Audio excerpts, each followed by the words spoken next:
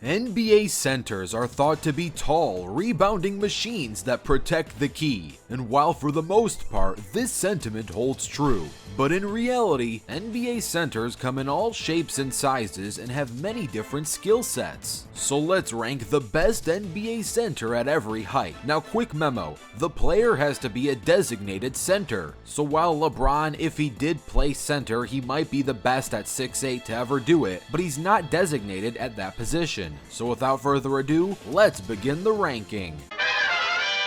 The shortest center in NBA history is PJ Tucker. While PJ isn't naturally a center, as of this season, he technically is a designated center. He's listed at the 5 position. The Houston Rockets, for the most part, do play positionless basketball, but that doesn't take away from the fact that PJ, standing at 6'5", is a hybrid pulling off a center's role. Up next, we have Draymond Green.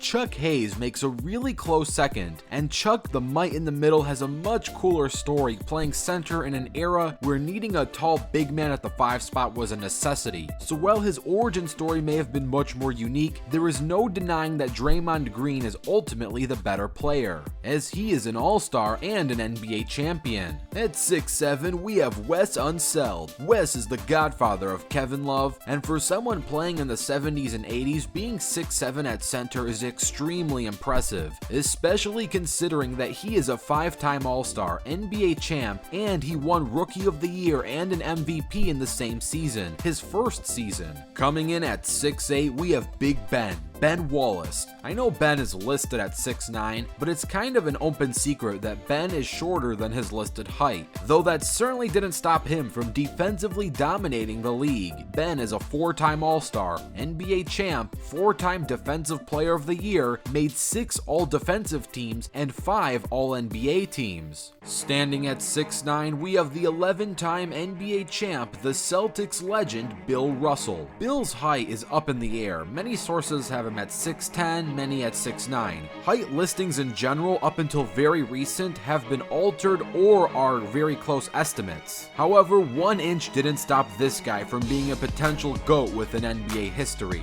But I will say a good runner-up at this height would be Bob McAdoo. Bob is one of the most underrated NBA players of all time. Bob is an MVP, 2-time champ, 5-time All-Star, 3-time scoring champ, but even with all that, there's still not a really strong argument to say that he is better than the legendary Bill Russell, who is an MVP and NBA champ many times over in his own right. The next row of players have already made their entrance in my first height list, best NBA player at every height. I will list them off again, but for 2 spots I got 2 updates, and those will get new explanations. At 6'10", we have Moses Malone.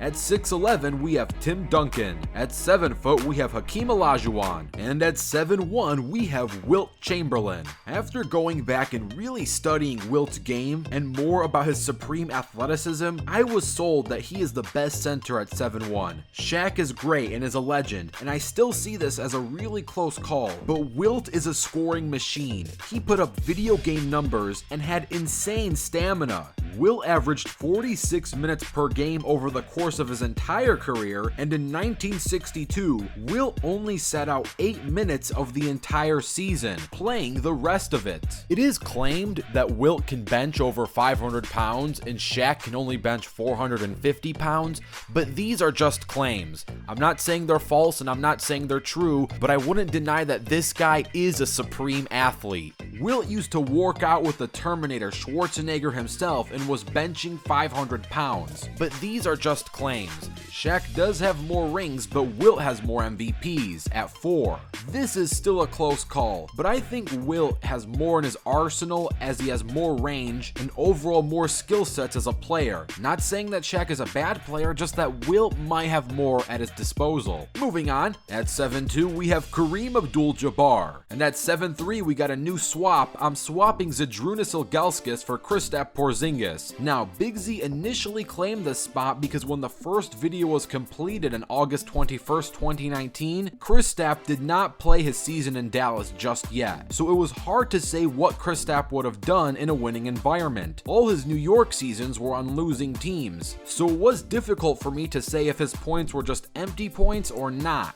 But now, after witnessing his first Dallas season, this was more than enough to prove that he deserves this spot. Big Z is still a great player in his own right, but the unicorn is one of a kind. And at 7'4", we have Rick Smits. At 7'5", we have Chuck Nevitt, 7'6" is Yao Ming, and tied at 7'7", we have Manute Bol and George Mirasan. So these are the best centers at every height. Let me know what you think of this list, and if you agree or disagree. I know that Shaq versus Wilt one is really close. Let me know in the comments below. Don't forget to like this video and subscribe with notifications turned on. I'm Rebound Rewind, and I'll fast forward to you later.